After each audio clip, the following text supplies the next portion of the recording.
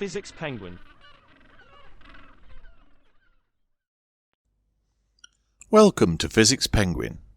This week we'll be looking at speed and distance. We will calculate the speeds of any object and work out how far something travels or how much time it will take to get there. Speed, time and distance are all scalars. They don't involve a direction, just a size. Next week we'll look at the vector versions of speed and distance. So let's get started by recapping what speed and distance mean. I suppose distance is the easiest one. Distance is simply how far away one position is from another in any direction. If you said, I live 1,000 kilometres from Mount Tyree, you are actually describing a ring of possible locations, each of which is exactly 1,000 kilometres from the mountain top. Speed should also be an idea that you are familiar with. Speed is the rate at which an object changes position. The only problem you are likely to face is that it is possible to have a high speed and get nowhere. Think about a 400-metre race. That is one lap of a typical track. At the end of the race, where are you? Back at the start, right? You were clearly moving, but you finish where you started. Speed in a straight line is pretty easy to deal with though, so we'll stick to that this week. We need a formula for all this. It's one you really should already know. Speed equals distance travelled divided by time taken. In physics, we use meters for distance and seconds for time, so speed should be in meters per second. However, we often talk about long distance travel over long periods of time, so you will also see kilometres per hour. The UK has been using the metric system since 1965, but road signs, pub measures and gold weights are still normally given in the old imperial system. Don't be too surprised to see miles per hour questions as well then. This is a bit unfortunate because you will be expected to know that a typical speed is in meters per second. For your information, the speed of a walking human is about 1.5 meters per second and a running human is typically around 3 meters per second. A cyclist will be about 6 meters per second. However, an Olympic sprinter might complete 100 metres in 10 seconds.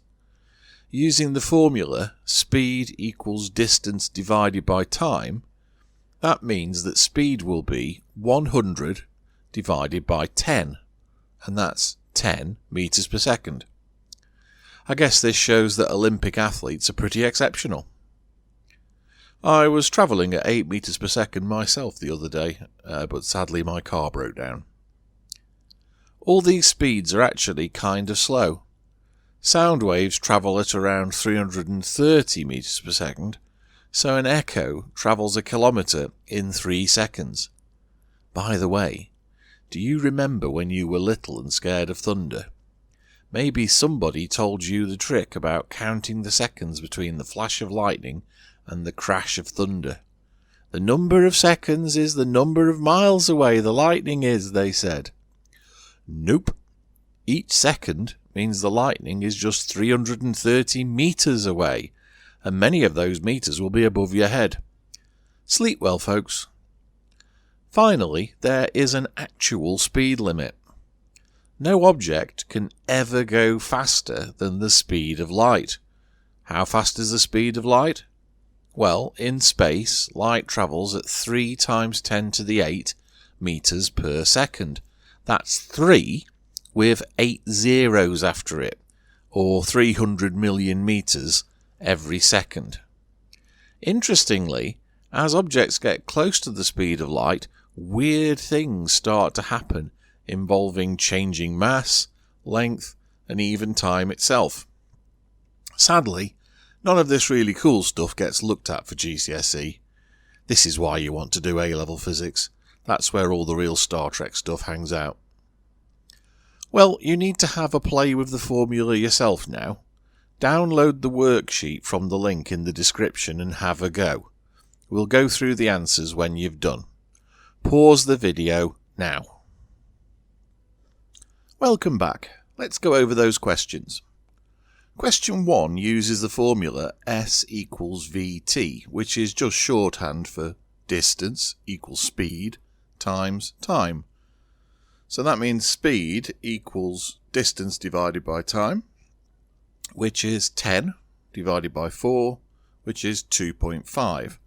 We need a unit, and we had meters and seconds, so the unit will just be meters per second, giving us an answer of 2.5 meters per second.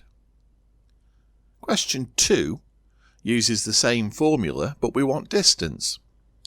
Distance equals speed times time, which is 5 meters per second times 1.5 minutes. But the units don't match. We need to use meters per minute or switch time into seconds. It's probably better to change the time.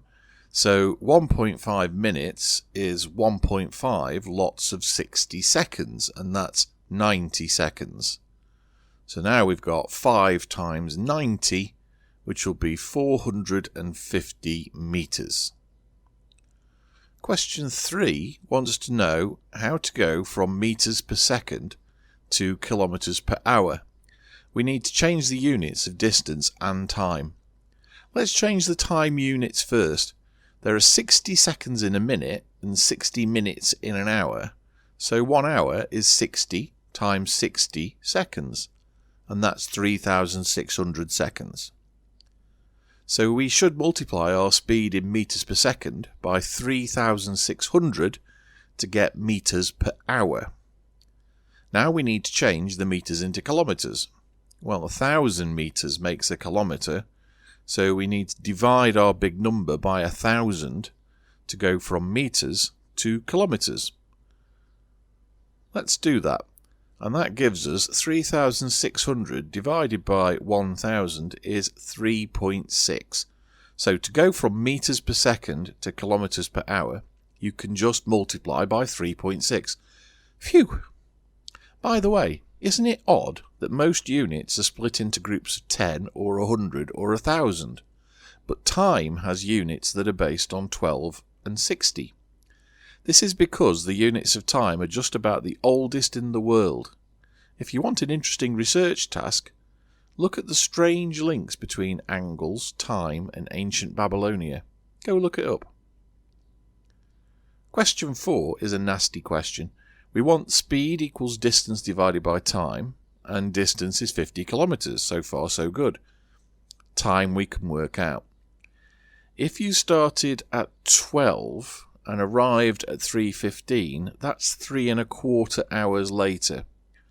So speed is 50 divided by 3¼ which is 15.4 kilometers per hour. Yeah, that's not a very fast train, is it? Question 5. The speed of sound is 330 meters per second, and London to Paris is a distance of 472.2 kilometers. So we need distance divided by speed, but we want the distance in meters. Just multiply by 1,000 to do this. I love the metric system. So that's 472,200 meters. Time equals distance divided by speed, so that's 472,200 divided by 330, and that turns out to be 1,431 seconds. Now this would be fine as a final answer, but we can change it into minutes if we want by dividing by 60. 1,431 divided by 60 is a shade under 24 minutes. Wow, it would take 24 minutes for sound to make that journey. Question 6 is a time calculation, or rather two time calculations. Time equals distance divided by speed, so that will be 30 divided by 3.3 and 10 divided by 1.3. Now, I could see that the distance for the bigger one is 3 times bigger than the small one, So to finish first, that person would need to travel 3 times faster or more.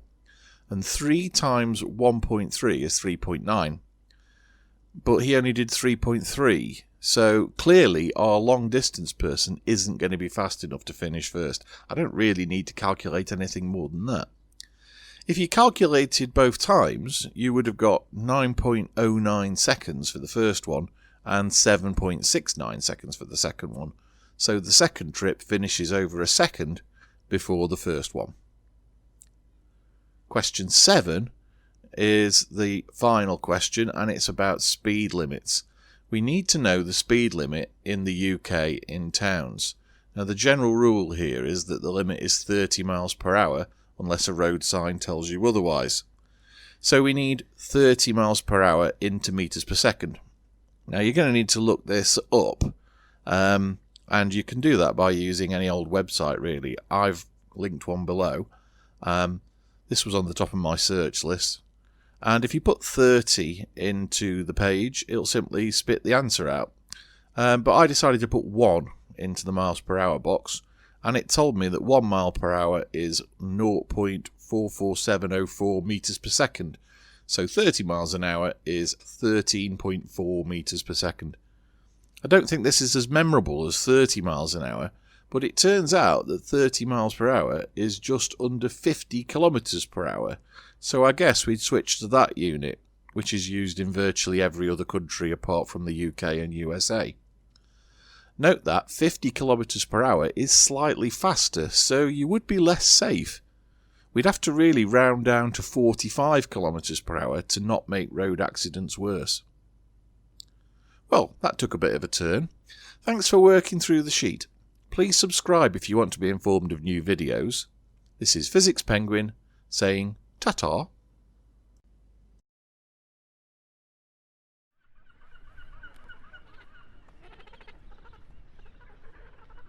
Physics Penguin.